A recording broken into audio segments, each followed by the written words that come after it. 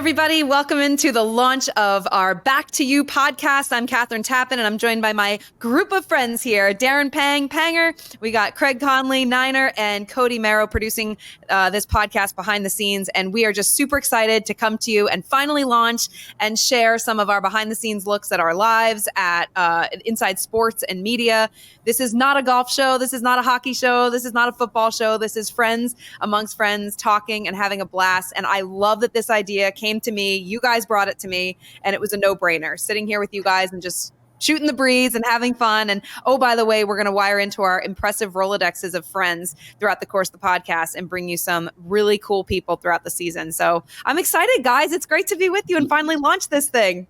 Yeah, great start to it too, KT. And anytime I can get together with my good friend KT and Niner, I've known you for an awful long time, and I was reminded of how far we go back and seeing some of the pictures with a tall blonde and a short bald guy together working way back when in the old NHL Network days, and then NBC and NBC Sports Network a little bit together too, and just a thrill because I think there's a lot to offer. There's a lot of different choices for people out there, but I think we've done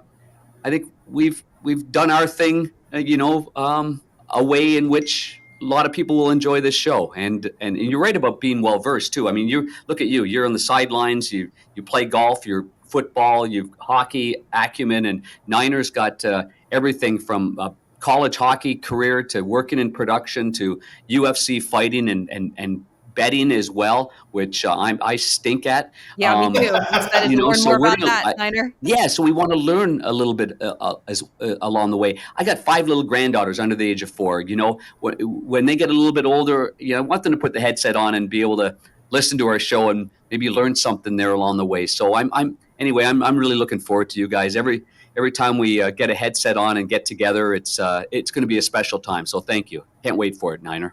Yeah, thank you guys. I appreciate it. Yeah, we've been talking about this for almost 2 years now about putting together a podcast and, just great friendships that we've, for 20 plus years now. And we go to all the same events. We, have the Rolodexes. We, cross-pollinate all the different sports. Our travel, which I'm sure we'll get into much more as we progress through the podcast season. But I just want to know your travel because your travel is way worse than our travel. That's a fact, isn't it, KT? Oh, for sure. I'm definitely going to have to hit you guys up for an agent nowadays because it just isn't working.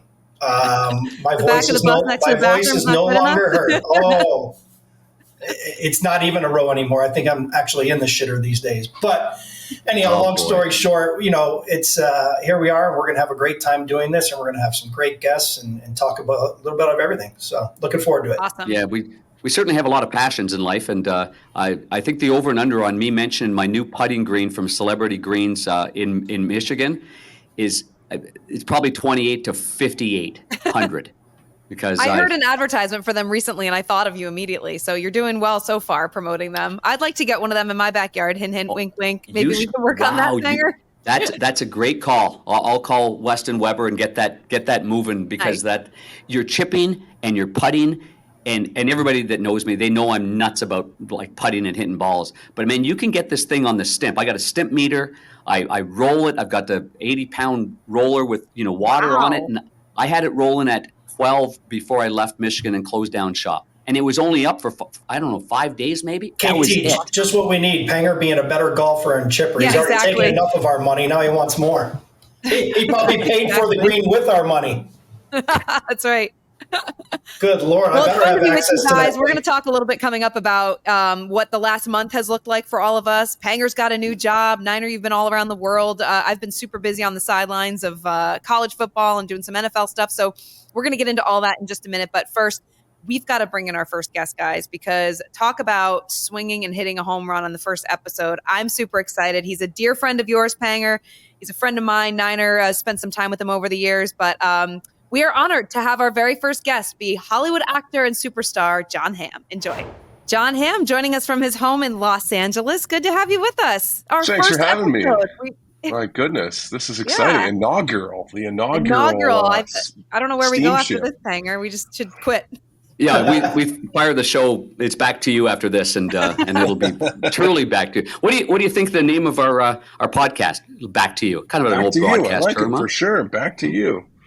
It makes sense. I like it, and I like the setup. Two great people who I consider friends. You know, I've known you a lot longer than Panger than I've known you, KT, and Craig. I've known you a little bit as well. So it's nice to be part of a friendly group.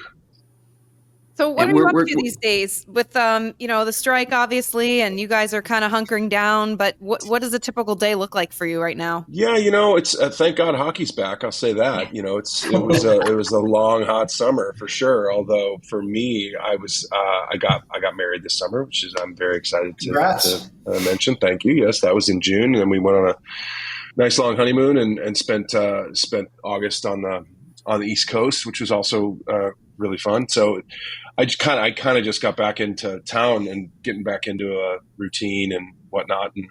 But it's nice to be home.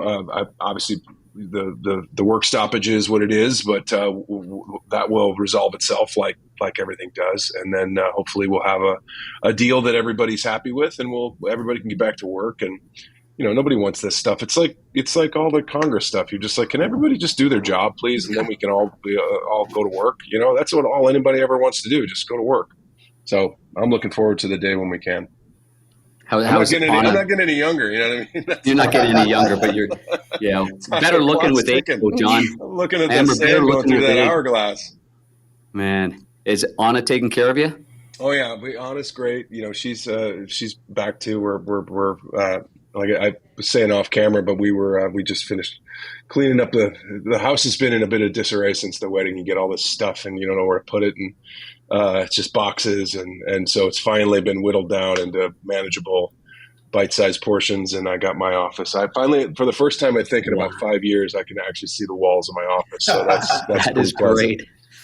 And you've got to have the shades down because I bet that sun is just beating down there. It's no joke. It's we actually live kind of right up against Griffith Park, so we have coyotes and hawks and rattlesnakes and the whole deal. But it's also right, it's right underneath the Hollywood sign too. So it's kind of best of both worlds. It's part of the great part of living in Southern California is you're right smack up against nature, but you're also living in a big city, so you get the best of both worlds.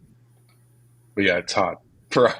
I was just in St. Louis 2 weeks ago, and I was like, "Oh, that was hot." I remember fall. Like fall is really nice. We don't get fall here so much. It's just sort of extended summer. Were you back watching a game, or what did you go back for? Unfortunately, I wasn't able to. They had their last, I think it was their last preseason game, or at least the big preseason game at home against the Blackhawks. So, hang on, you might have done that game.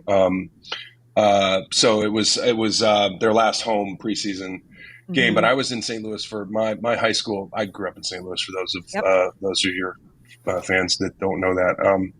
But I was there for my high school's 100th anniversary. So they got some notable alums to come back and raise some money and raise some awareness, celebrate, and it was a good old fun time.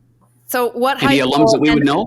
Yes. Yeah, I want to know other notables besides Jon Hamm at this high school. Tell us about it. Because I not only went to this high school, John Burroughs School in St. Louis, Missouri, but I went back after I graduated college and I taught at Burroughs. And one of my students, in fact, was a young lady named Ellie Kemper, who was my co-host for the evening's festivities. And then, of course, we've had Ezekiel Elliott come through. A couple events like kids were there. We've got quite a significant alumni base.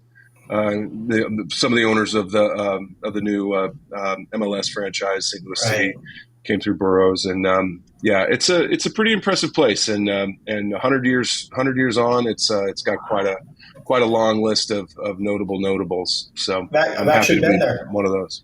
Yeah, it's a beautiful campus. My cousin grew up in St. Louis and went there, and he's probably not he's on the list of not so famous people that attended there. But he's actually living in your neck of the woods right now. I think he's in Redondo. Oh, there you go, right down the road. Yeah.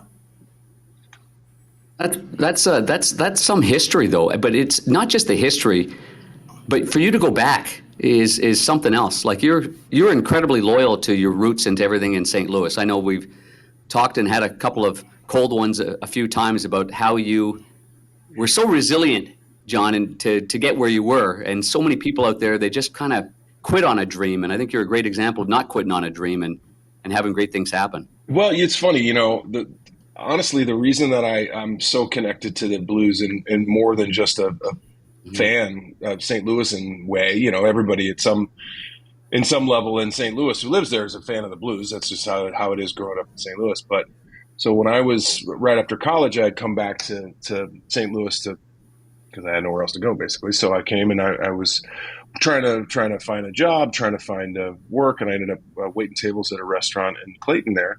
And it happened to be a restaurant that all the boys used to come in after the game. So Chaser and Hully and Bernard Shanahan and Curtis Joseph and all those guys would come through. This was in the early 90s, those teams.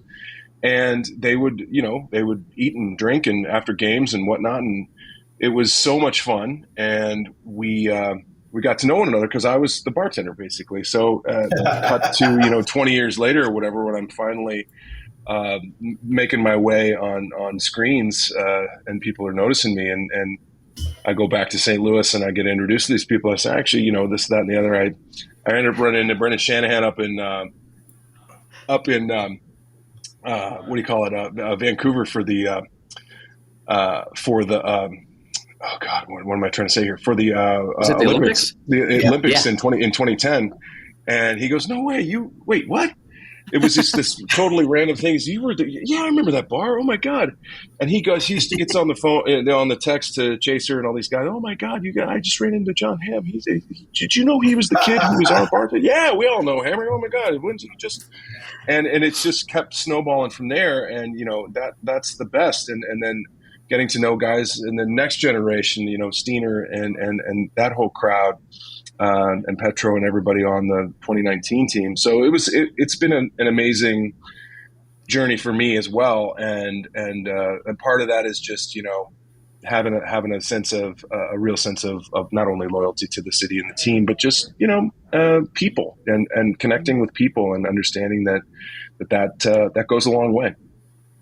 I just love how deep rooted the fandom is in you, with this Blues team and just with the NHL as well. I mean, and you've just been so accommodating over the years, everything the NHL's ever asked you to do. And I mean, I most recently saw you at the Sports Business Journal Awards when you were presenting Gary Bettman with the Lifetime Achievement Award, which was just awesome. And I'm just curious to get your perspective on something like that, because of all the opportunities that get put on your plate, things that you have an opportunity to do and MC and be a part of.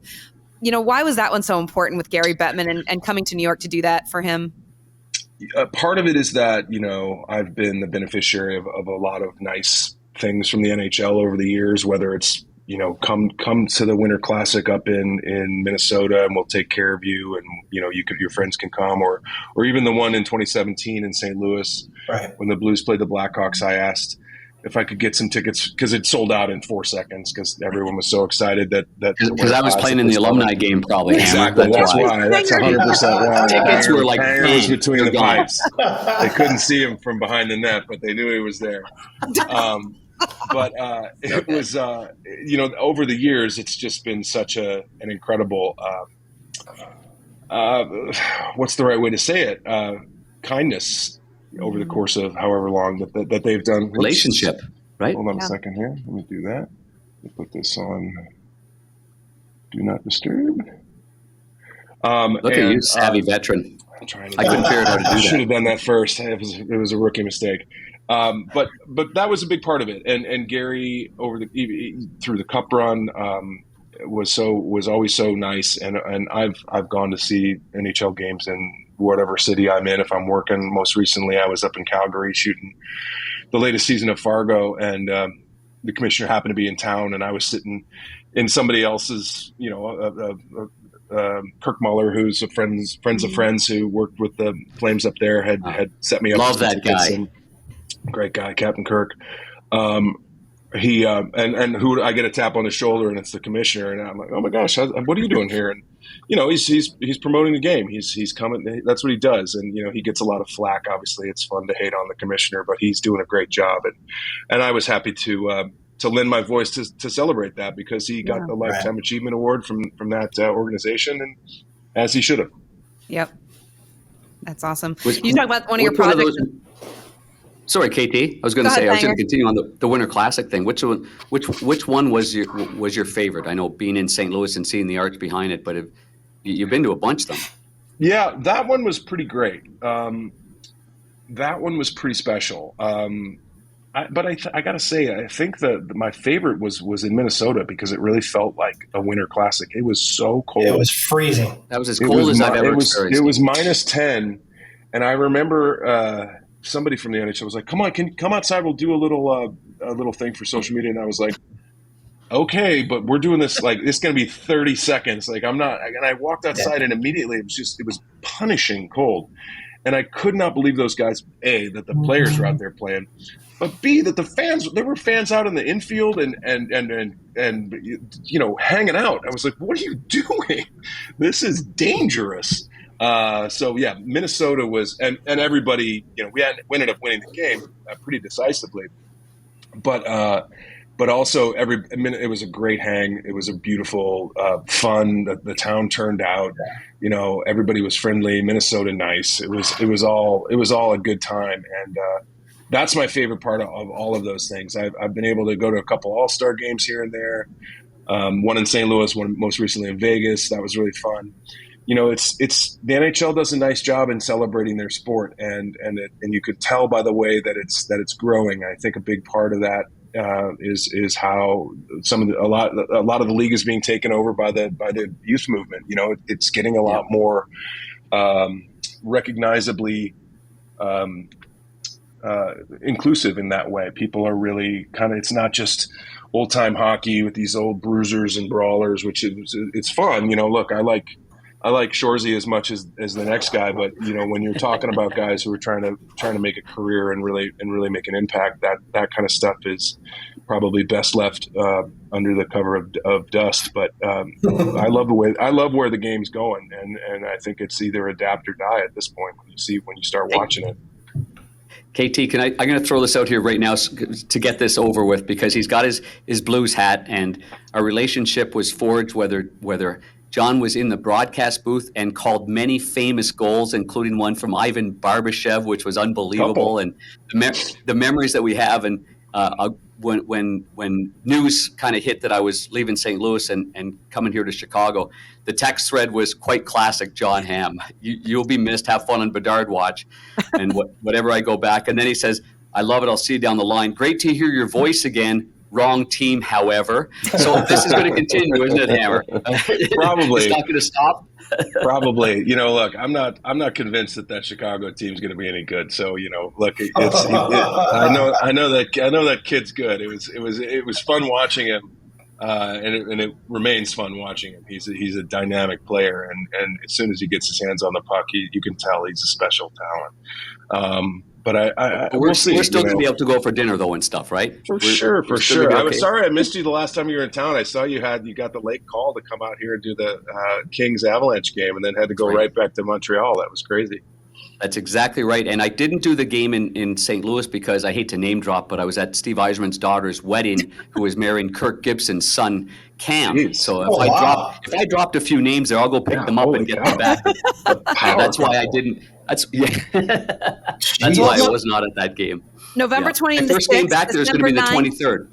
Yeah, December 23rd, November 26th, back there the December first time. 9th, and December 23rd are the Blues. We'll definitely. You guys better circle that on your calendar. We'll definitely see it. We'll have you. We'll take you out, Panger. We'll show you a good time. Did you guys used to go to dinner all the time together during the St. Louis Cup run? When run? the Cup run happened, it was a lot.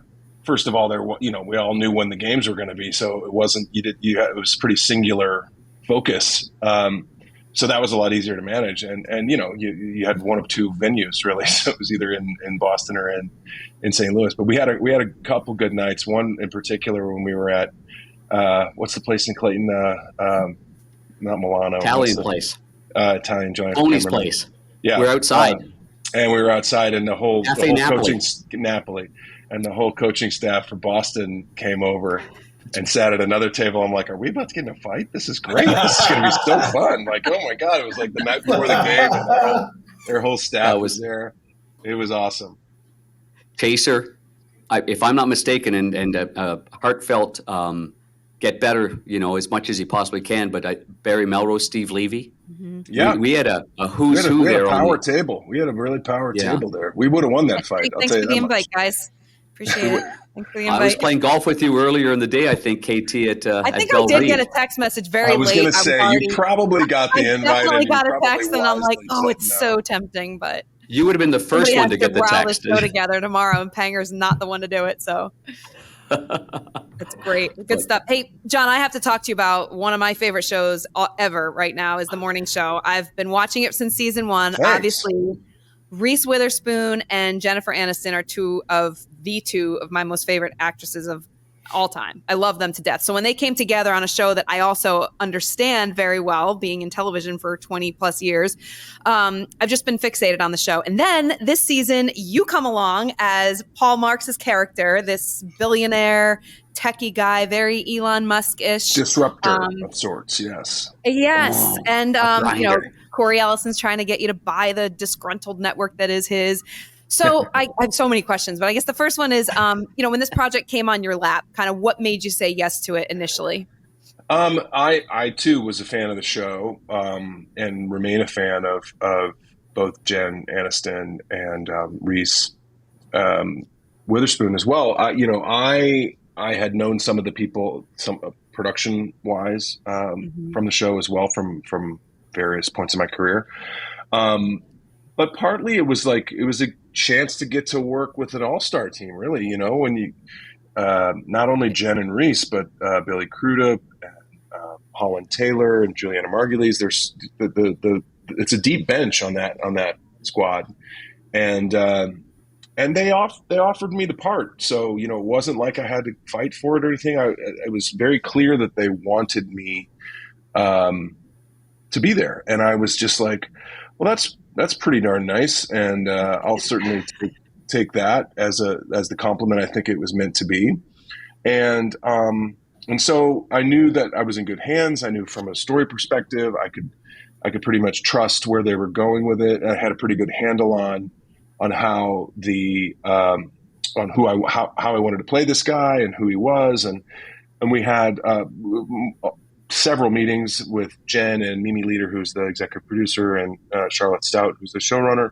And I kind of just felt very comfortable in where it was going to go. And I knew that I was in really good hands. And so it was kind of an easy decision to make. And I'm really pleased with how it came out. It was a blast to work on.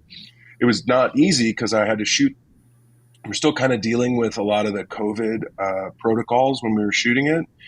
And I was also at the same time shooting Fargo up in Calgary. So I would shoot 2 days down here in LA and then have to get my nose swabbed and mask up and get on a plane and go to Calgary and shoot for a week and then do the same thing in reverse and then come back. And it was fine in October and November, and a lot less comfortable in December, January, and February. Calgary got Minnesota cold for sure, and that was a tricky calculus to kind of manage. But I don't know. It was a great opportunity, and I'm happy that people are enjoying it. It's funny even now, even still, I guess it's like Apple TV are kind of like, oh right, that's a legitimate thing. Like people really do, watch it. And here we are in month whatever of the strike, and you understand that these are the things that we're fighting for because people are consuming television in a different way, even sports. I was looking at, I'm clicking on trying to find where the, Bally is now, or Fox is now Bally is now, who knows, it's all a mystery at this point. So I think the pieces still have to fall into place for everybody, but we're humans. We'll find our ways to entertain ourselves. Do you watch your shows back? Will you sit and watch the morning show the way we all watch it, or do you not like watching yourself on TV? Yeah, I'll sit and watch it. I haven't yet because I've been basically on the road and busy, but I like it. I like watching the show just like anybody else. I'm a fan. Like I don't have that weird. I know a lot of friends that do. I don't mean to judge it. Some people just don't like watching themselves on screens. I'm used to it by this point, so I'm kind of like, yeah, I think I'm actually pretty good at it. So, and I find also I'll learn. I'll just like, oh, Right. don't do that anymore. Your neck looks weird or whatever, Right. So you've been just likes to watch himself on TV all the time anyway. That's just who he is. Yeah. Binge watch Mad Men. That's what you've done during COVID. You binge watch. Huh? We didn't do that one, but we did do The Sopranos. That was pretty fun. So. Oh, the best! nice. Right in my backyard. I live in New Jersey. I'm a Jersey girl. James Gandolfini went to Rutgers, where I went to school. I actually met him once. Yeah, my girlfriends and I, we were going to the bar at Rutgers. It was like, I don't know, whatever, Friday night, and we stopped at this dive bar on the way to our normal spots. And we're like, let's just do a shot here and get all whatever. And the bartender said, you know who's out back right now? And it was James Gandolfini, and he was in a tuxedo. Wow. He had emceed an event at Rutgers, and he was there with his kind of, small group of people, or probably 6 or 7 of them. And I'll never forget it, his bow tie of his tuxedo was kind of undone, and he was just enjoying a cocktail. And we went back, and we were like, oh my God, he could not have been nicer. We all played sports there, so he was asking us about our teams and how we were doing. It was awesome. He was a great guy. I got to know him pretty well. We had a lot of shared DNA from our show and The Sopranos, and I got to know him very well toward the end of the end of his show, and then the beginning of our show, and there was some overlap there. And now I'm actually very good friends with his son Michael, who's a sweetheart as well. So it's. Were we at a bar in LA together? He was there after a game last year. Mikey, he came and saw. It was I think it was actually Anaheim that we all went out after the game. That's right. And good times, good folks. What can you say? It's gone too soon, guys. Guys like that, you think, dang it, I wish there was one more day with guys like that, but it's definitely gone too soon. And why don't we appreciate people while they're alive a little bit more? Yeah, I have so many good memories of Jimmy, and obviously he made one of the best television shows, if not the best television show. So his legacy is pretty much sealed, and also he's got a beautiful son who's a sweetheart too. So part of getting to introduce Mikey to the blues and enjoy that was good. what that was nice for me too. Made me smile. Hey, we're all sports fans here, and I just want to go back, probably 10 years ago now. And speaking of sports and all the work that you've done, take us back to the $1 Million Arm. We're filming that, going to India. How did all that go down, and what kind of experience was that? $1 Million Arm. Yeah, that's that was a tough one. I mean, honestly, it was a real difficult shoot, for sure. The shooting in India is a demanding prospect in any way, shape, or form. But the story's based, for those out there listening that don't know it, the story's a true story. It's based on a guy who had a real guy named J.B. Bernstein, a sports agent. Maybe some of you guys have met him. Yeah, he's a great dude, who had a great idea, who basically said, there's a continent of 1 billion people that don't watch baseball, but they're mad for cricket. So there's got to be 1 or 2 kids in this country that can throw a ball fast enough to be considered a prospect. Mm-hmm. And they found these 2 kids, and they ended up going pretty far in the development league, and were the beginnings. And there's still a major league development camp in India because of the thing that this guy no kidding, huh? Founded, and it's it's a great story. The story really became about kind of surrogate families and fatherhood and all this other stuff that really came to life because of this guy's experience. It changed him, and that was why I was drawn to the story. It was an interesting, lovely story, and I love baseball. But the making of it was difficult. It was definitely, we were really in India for about 6 weeks, and it is a culture shock on every level. You are constantly kind of assaulted in every sense of the word, 5 senses: smell and taste and touch and noise, and everything is going at 11. all the time. And that said, it's an amazing place. You're like, how does this place even work? I'm mystified at how it works, but it does. And the people are incredibly kind and welcoming and proud of their country and proud of their culture. And you just got to lean in. It's a great lesson in kind of understanding other cultures. Like it ain't like shooting in LA or Calgary or anywhere in the Western Hemisphere, but it's still great. And Right. That was if I took any lesson away from that, is that understanding other cultures is about leaning in and understanding that they're not your culture. You can't bend it into the shape of St. Louis. That's not going to happen. So enjoy it. And the reason I brought it up. How many would you travel with there, Hammer? We had a full crew. We had a full crew. So what is a full crew? We actually had 2 crews. So we had an Indian crew that worked with the locals, and then we had an American crew that then worked with the Indian crew that worked with the locals. So everything had to go through 2 or 3 kind of steps. But there was easily from 100 people, on our crew, and then another 300 on the Indian crew. So wow. it was a lot, it was a whole lot, but exciting. You were going to say something, Craig? Yeah, it's crazy how you think about that, because we were just in Abu Dhabi. I'm an Octagon producer for the UFC. And the reason that it came up with India made me think, when Panger told us we were going to have you as a guest, the UFC's been trying to get to India.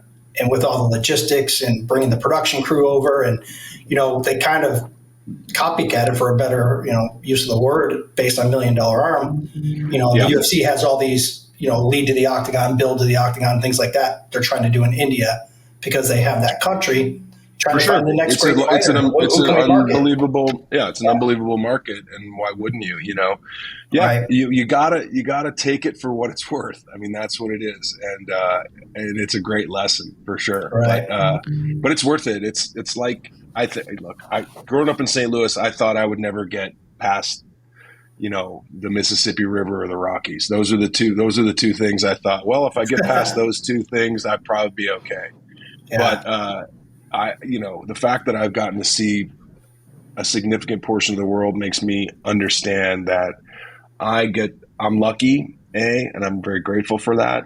But I would be wasting it if I didn't lean into the ability to have these experiences and take them for everything that they're worth. Leaning in. That's my belief. And John, Niner's still sour because he went all the way there in a middle seat in coach, and I don't think you did. Quite middle. He's still cramped up. 15 hours, right, Niner? Yeah, I had to go from Doha to Chicago. That's not a good agent. My airline of choice is American. I wasn't able to use it on Qatar. You know how it goes. But one last thing in regards to $1 Million Arm, my uncle is Tom House. So once you guys did the movie, he worked with the pictures when they came over. Yeah. He was played by the late great Bill Paxton. In the movie. I had known of Tom House. I had not met him before we started shooting, but obviously his techniques are now the sort of standard playbook. Yeah. And he taught these kids from the ground up. They had the frame and the natural talent, but throwing a baseball is a weird thing if you don't grow up with it. Right. Especially if you grew up throwing a cricket ball, it's a completely different thing. But it's a great. Thanks for bringing it up. I hope more people get to see that film, because it's a good one. Really is. You're like a development coach, John. See, you started something, and now there's development leagues because you went all the way over there. Exactly. We're going to bring you on the ice. Well, Gary Bettman's going to make the call, and you're coming on the ice. I remember when the All-Star game was in St. Louis, whenever that was, 2020, and that was right before the world shut down. I remember. Yeah, I was there it was too. right. Oh, it was in January or February of that. Mm-hmm. And I was there, and they were like, "Hammer, you got to get on the ice." And I was like, for the alumni game, I was like, there's one way that's going to end, and that's with me in traction, basically. But I really, really was glad that I did not do that. That was.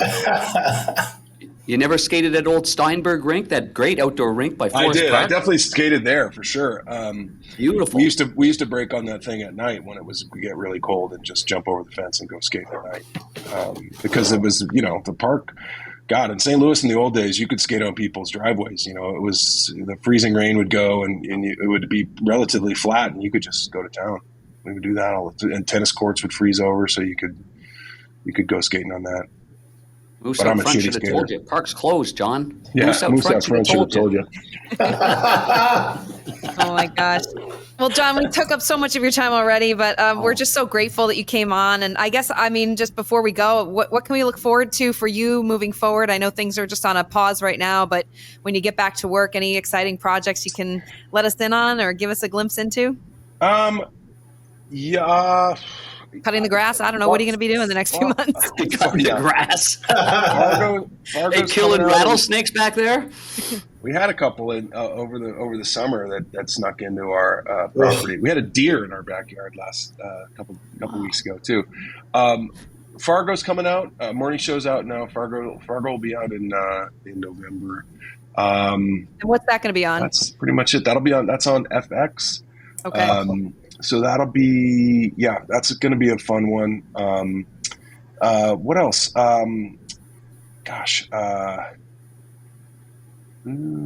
good. And November 26th, dinner with Panger for the Hawks. November 26th, dinner with Panger. Yeah, we'll have to sell tickets. And It'll be a good one. I'll take you off the hook here, John. But you were in the booth in LA with John Kelly and myself, and we were talking about the upcoming Top Gun Maverick and everything. And I get giddy during the game. I'm going off in tangents, as everybody well knows, and I'm like, I can't wait to see Goose.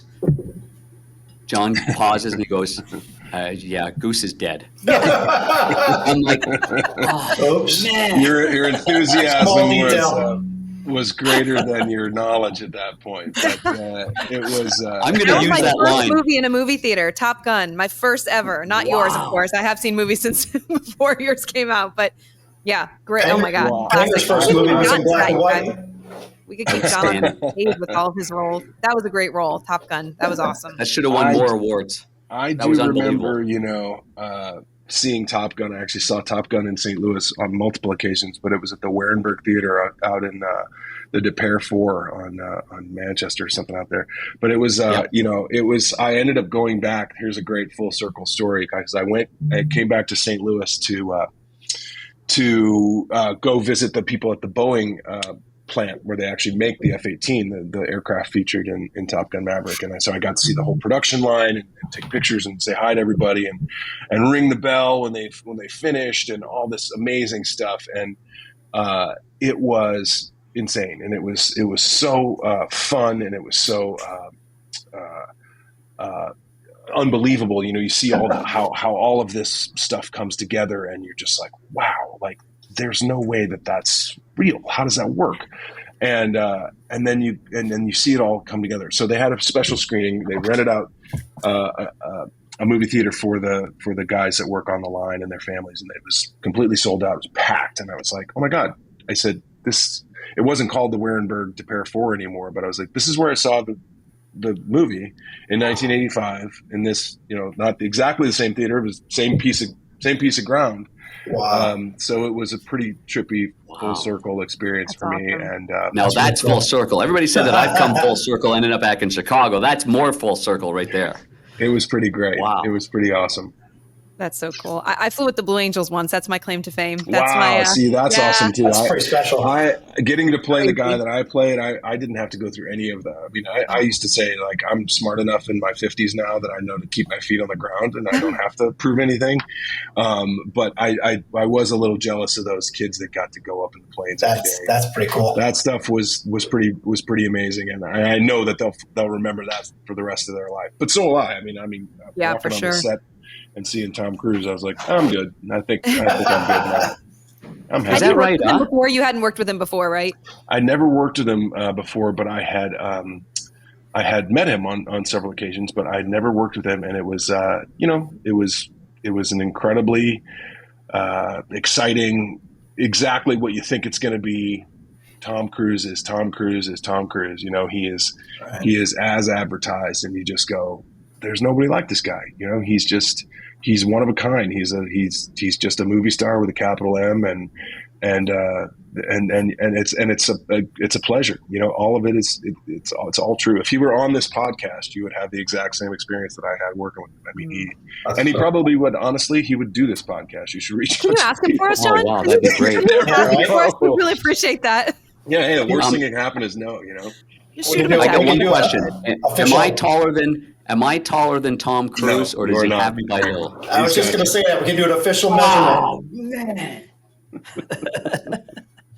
Oh, that's great. I thought maybe there was a chance, you guys. Huh? no.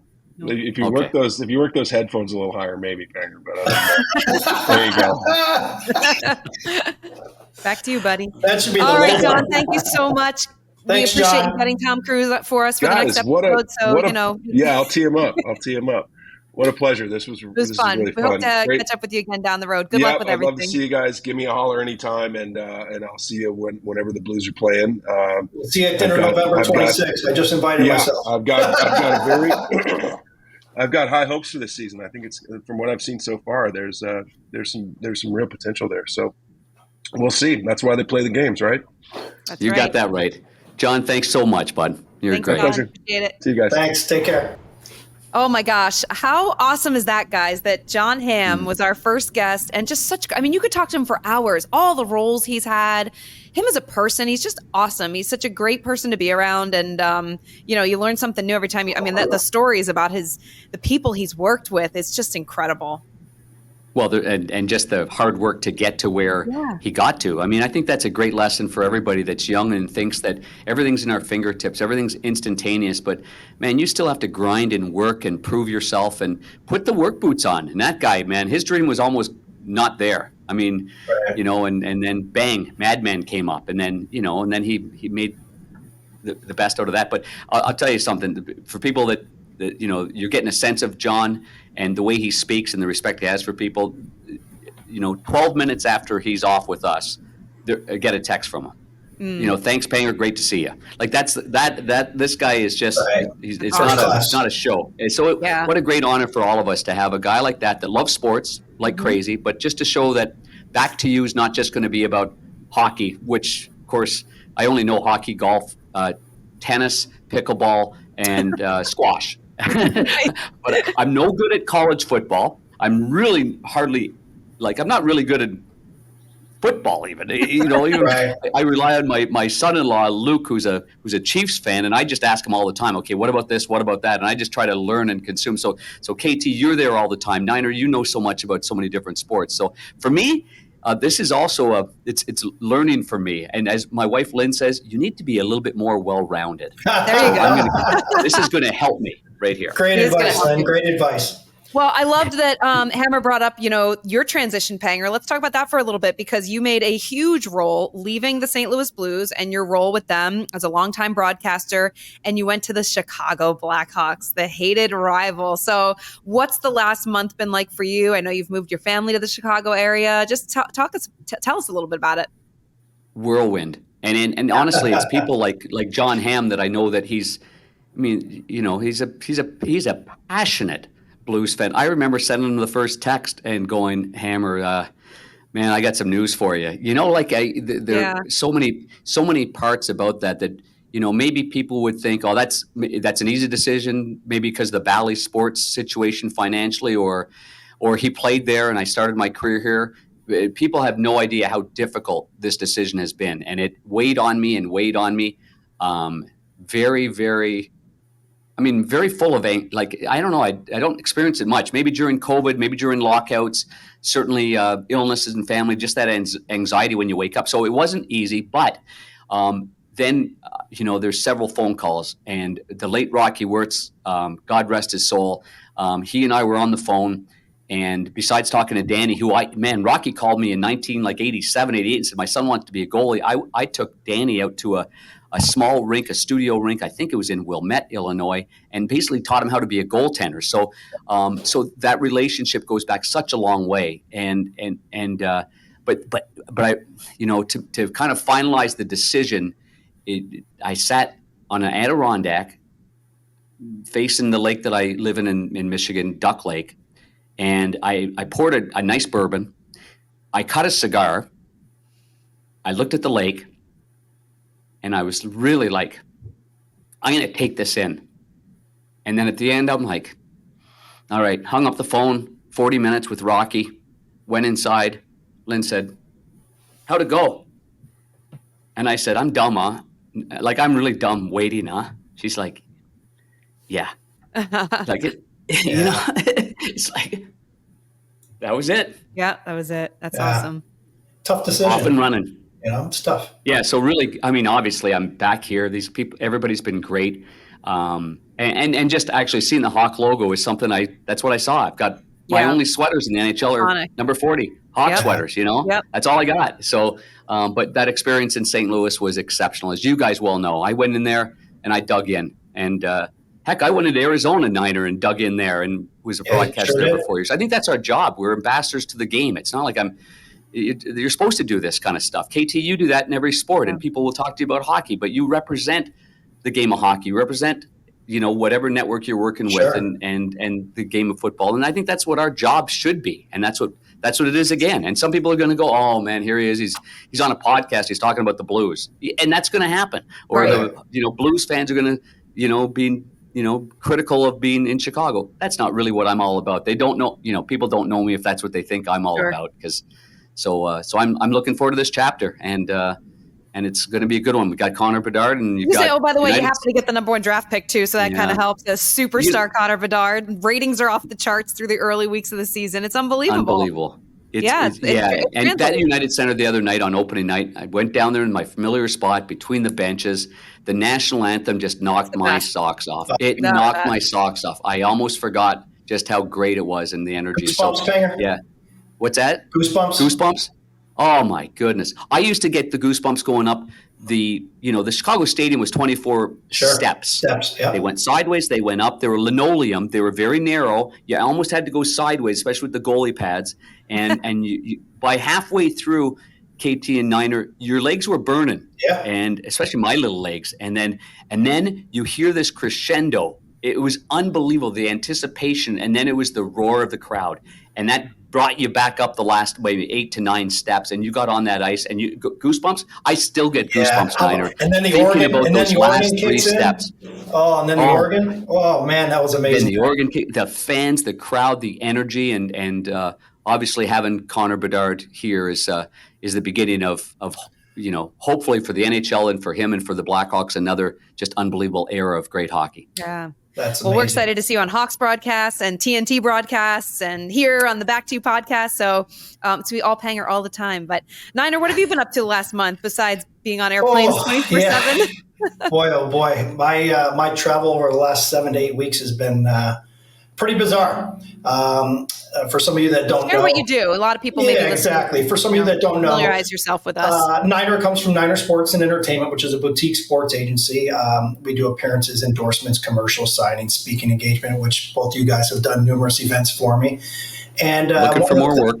Yeah, you've got some coming. We'll find you some. But one of the things I've been doing since I met Panger back in the year 2000, our late great producer at ESPN, Bruce Connell, was doing NHL hockey back in the day, and he approached me and said, hey, I'm producing this thing called the UFC back in 2000. So I've been at almost 24 years now. March will be 24 years for me.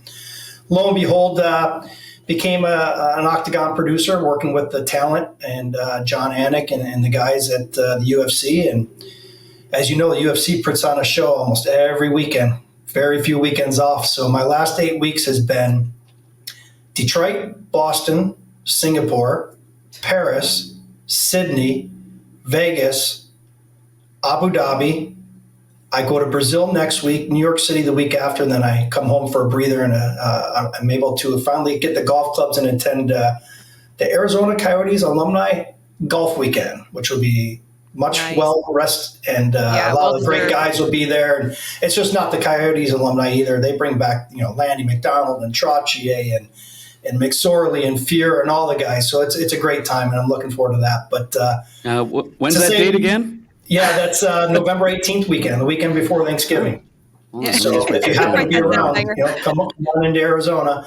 But needless to say, I've been in airports and airplanes, and that's pretty much been my life for the last 8 weeks. So looking forward to some time off, that's for sure. I bet. And that's just the reality of sports media. You know, I tell a lot of young students that I mentor, college students and even high school students, you know, they're like, what's the biggest challenge? And I think we're all used to it by now, and your families are used to it. More importantly, you know, there are people that live with us, that live amongst us, our family, our friends, that are like, when are you home again? You know, and that is when you sit down and you watch sports, it's nights and it's weekends and it's holidays. And what people don't understand is that requires being on location. That requires getting on a plane, packing your bag every week. And, you know, as wonderful and exciting and energizing it is to be involved in sports media, it's also a sacrifice. You know, the time we spend at places maybe we don't want to be, or airplanes we don't want to be on. We can get into a whole nother conversation about airplanes, but no, I'm glad you're going to get some rest, and there's always something to look forward to, right? I find it really important just in life in general. Find something on the calendar that you can put that you can look forward to. You know, for me, after college football season, I've got one weekend off, and I'm going away with a bunch of my girlfriends for a fun Christmas weekend, and nice. you know, but that's on the calendar. That's something I can look forward to. So on those days when you're grinding it out and you're, you know, delayed at an airport or canceled 15 times on an airplane, it's those little carrots that you can dangle that make it important. And I just think in general in life, we should have these special things we look forward to, because, you know, life is hard right now for everybody. It's funny that you say you put that on the calendar, because the only way for me to make it through all these weeks or traveling every weekend, I go to my weather map and I put in all the cities that I'm going to be. And after I delete one, I'm like, there's one more gone. So I finally run out of the cities I'm going to be in. I know I'm going to be home. There you go. So that's one way of doing it. And you are right about that, KT. And one of the things I was thinking about after last year, after doing 2 years of both blues hockey and TNT, is I was really thinking that I just wanted to do one, and maybe just do TNT and do a game of the week, until Lynn reminded me that I would probably drive her nuts and I would drive myself nuts because I wouldn't be busy enough. But I did look and crave a quality of life, and coming here to Chicago. So my oldest granddaughter, Charlie, is turning 4 on November the 6th. And then they're coming here to Chicago. So instead of me doing 3 games in 3 nights and joining the Hawks in Tampa Bay and then in Florida, I'm doing the 2 games back to back with TNT. And then I'm coming right here. And speaking of circling the calendar, they're coming here. Awesome. That's great. So for the first time, you know, like little Charlie's going to see this city. She thinks I was traded, because Ryan O'Reilly was her favorite player, and she got to meet Ryan. He's so sweet. He sent her a video when he got traded, and I had to explain to her that he's now a Toronto Maple Leaf. And when this all came down, we slowly were telling her that I'm going to another city, and she asked me if I got traded like Ryan O'Reilly. So that's great. So that's going to be we may have great. to get little Charlie on the podcast one day. That'll be fun. Oh my goodness! Special guest appearance. They're so cute. Well, your granddaughters are ridiculously cute. Not surprisingly, I mean, Lynn is beautiful. I don't know. Maybe the genes all came from her, because definitely didn't 100%. come from you. Likely. And my son Tyler married a Jersey girl too. And he's smart. They danced to that song by Springsteen, Jersey Girl, at their wedding. And I'm going to be able to see them. I'm doing a TNT game coming up, and I'll be able to see them as well. So that's what I want more than anything in life, is just a little bit more quality. I don't want to miss so many things like I did with my own kids, as you mentioned, how it's demanding. People want to watch sports. They love when you're there, but then you miss Thanksgiving and you miss this, and you're home for Christmas, maybe for a day and a half, and that's it, and you're on a plane again. And so I want to make sure that on the back 9 of this career, I want to make sure that I do my best not to do that again. Absolutely. Well, I hope I'm still on the front 9 of my career. You very much are, KT. You're still on the practice range. You got plenty of time. I hope so. We acquired at NBC. We acquired the Big Ten college football package for primetime Saturday night Big Ten games. So I've been on the sidelines all fall, really enjoying that. You guys, I love going to these small college towns, awesome. In Iowa and in Michigan, and just embracing the whole atmosphere of college football, the traditions, the cheerleaders, the families. It's just such a great environment, and it's been really fun. We've had some really good matchups. We've gotten to see this Michigan team first up close and personal, which they are the real deal. probably should be number 1 in the country. But yep, I know you like that, Niner. But yeah, it's been a busy fall. I'm home really just Mondays through Wednesdays, to your point. But when I get on that plane on Thursdays, I'm energized. And the best part about it is I'm working with people that I care, that I love. Nice. Our former producers of hockey, Matt Marvin and Chuck Dameyer, our director. It's our hockey crew from the NHL and NBC, and we're doing college football, which is really awesome. And so it's been a fun fall. I'm going to gear up for some hockey this winter as well. Little teaser there, but do some work with the NHL and TNT. What have we got? It'll be fun. That'll be fun. It'll be very busy. But I don't sit still. So I like that. But one of the things I'm looking forward to on this podcast, guys, is understanding the sports betting space a little bit better. Mm-hmm. And for that, we've got Niner because, this is obviously a humongous part of our industry, and it's not going anywhere. I personally don't bet, but I do want to understand a lot better what we're engaging with, help our audience understand on a weekly basis, what to look for. So I guess, Niner, I mean, I'll leave it over to you, but what are some of the most important things that you're going to try and teach us over the course of this season of the podcast? Well, I mean, in today's day and era, I mean, you can't go anywhere without having some kind of betting app or game in front of you. And with live gaming nowadays, I mean, it's all the rage. So if you don't keep up with it and you're a sports fan, you're kind of left behind. Even DraftKings, right in my backyard here, just built a brand new, beautiful state-of-the-art facility at TPC Scottsdale. They've got 7 betting windows. They've got entertainment, outdoor activities, food and beverage. God, I don't even know how many TV screens. So listen, you're a sports fan. I don't even think there's a night off anymore between Monday Night Football. The colleges are doing Tuesday, Wednesday, Thursdays. Got Thursday night football. Yep. It takes you all the way through, let alone hockey. Now that hockey, basketball, everything's revving up. So, we're going to get into that and cover it a little bit more and teach. And, you don't have to be a big gambler to actually enjoy it. And, there's a lot of women out there that are actually, the percentages of women that are betting now is through the roof. Wow. And that's allowed through these apps. Is that right, huh? That's they have the data, the stats to back it, because they're probably a lot smarter. They're probably a lot, honestly, they're probably a lot more efficient. Yeah. They probably think a little bit more, not with their heart. They probably team colors, nicknames, things like that. You never know. But what I'm saying is, listen, if you're in a relationship or you're married and there's sports on and you're part of the entertainment, well, if I'm going to be there or if I'm going to watch a game, let me take a side. Let me have some action, if you will.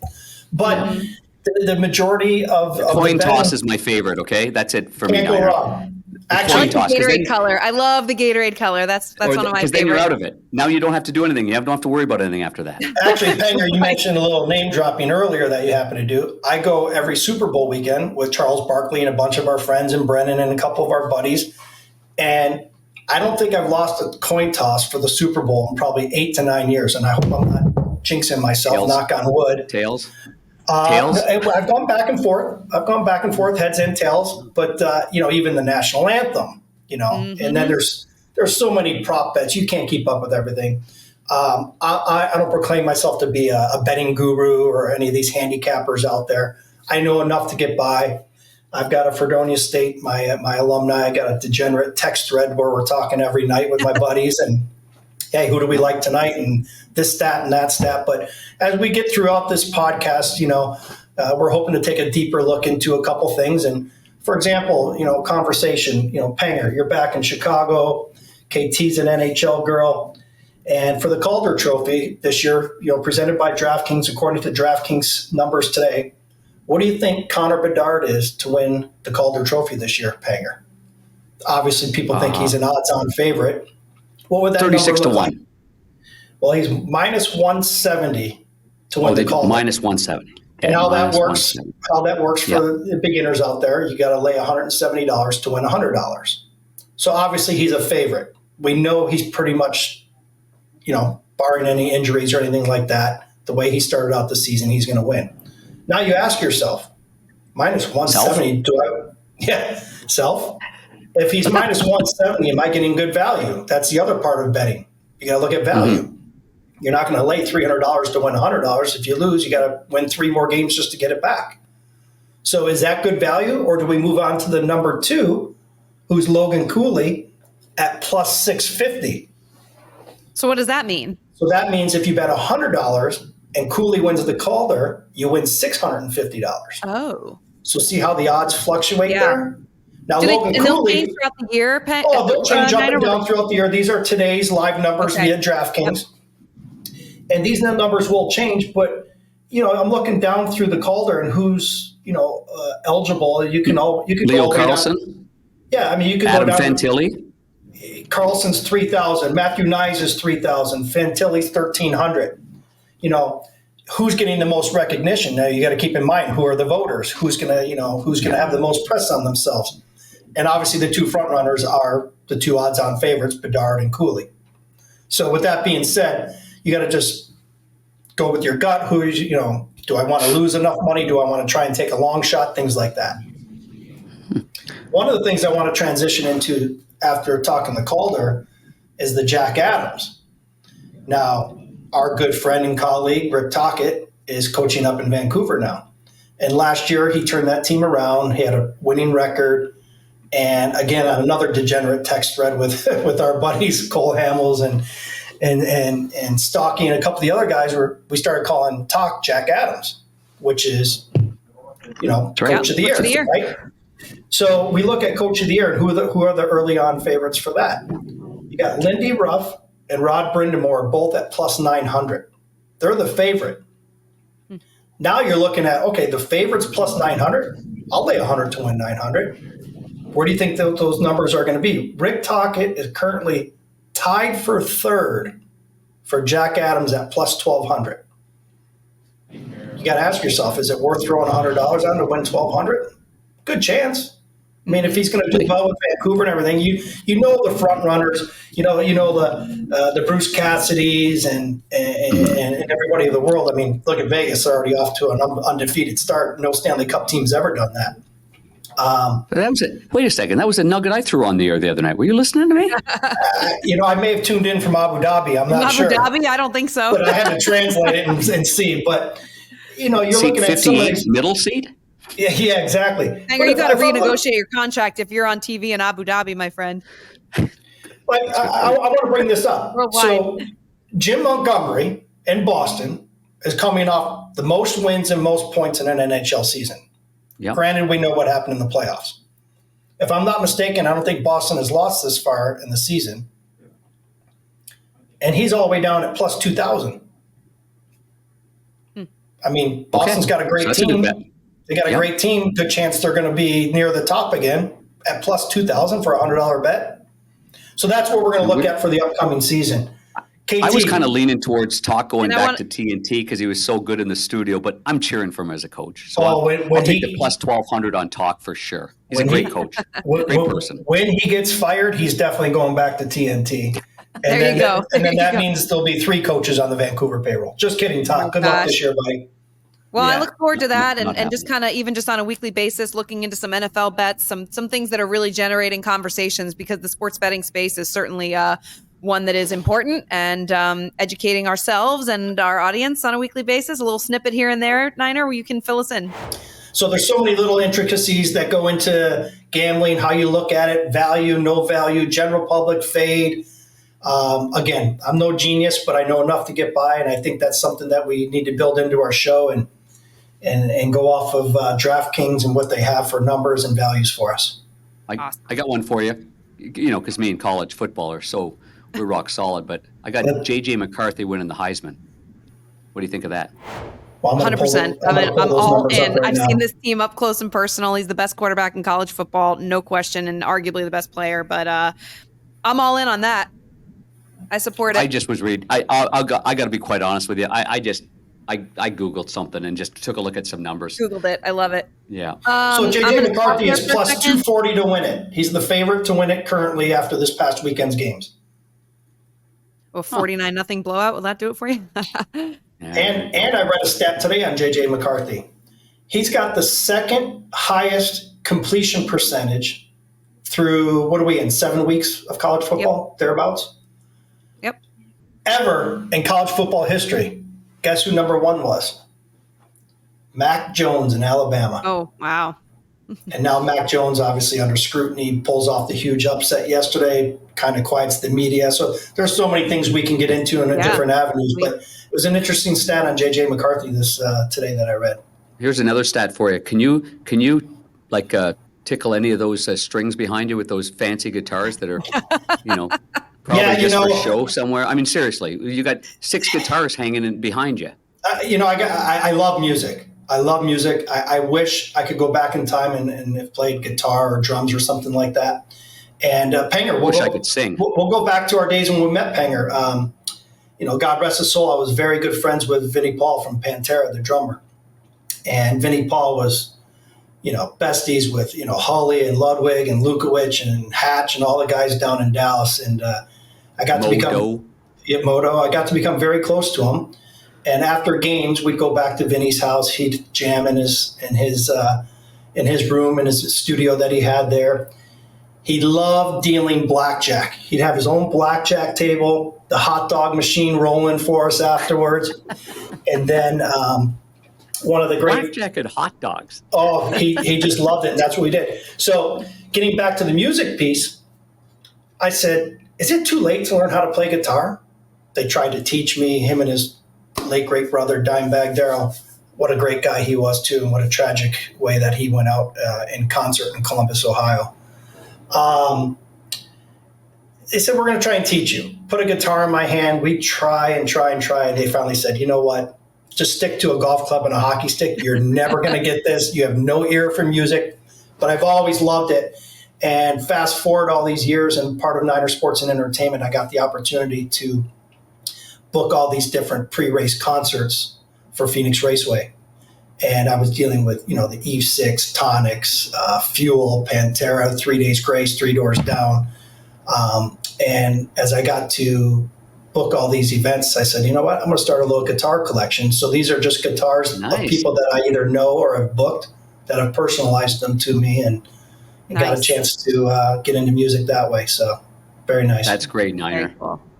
That's great. And there's your love on over your left shoulder. That's got to be a Lions helmet, right? Autographed Barry Sanders. There you go. Again, one little thing about all my collection, you never wanted to be that guy of always asking for autographs or what have you.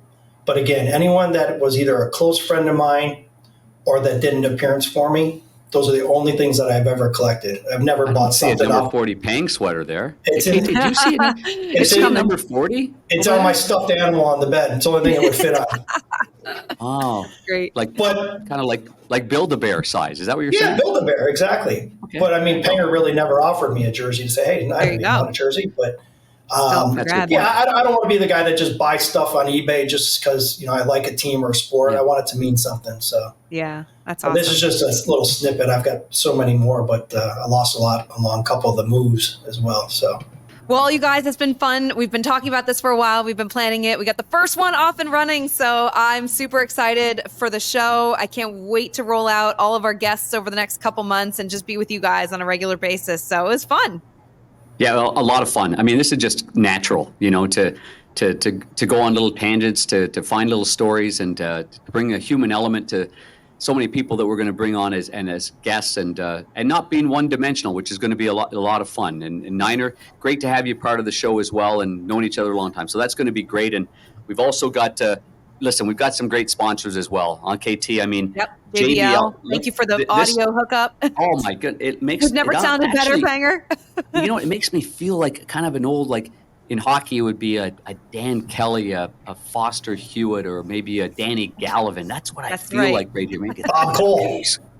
Hey, Bob Cole, he scored it. Anyway, thank you, Samsung as well. So Niner, you were instrumental in putting a lot of this together, and we're gonna make you look good, pal. Right. Because this is very good, and we're looking forward to forging relationships with sponsors along the way, and make sure that they feel as good about our show as what we feel about our show. Yep. And feel free to check us out on our social media handles at Back to You Show. It's the number 2 You Show. You can find us on Instagram and other social media platforms. So check out all of our content on there, and we'll be bringing you fun stuff throughout this course of the season. So that's going to do it for the inaugural episode of the Back to You podcast, guys. We'll see you soon.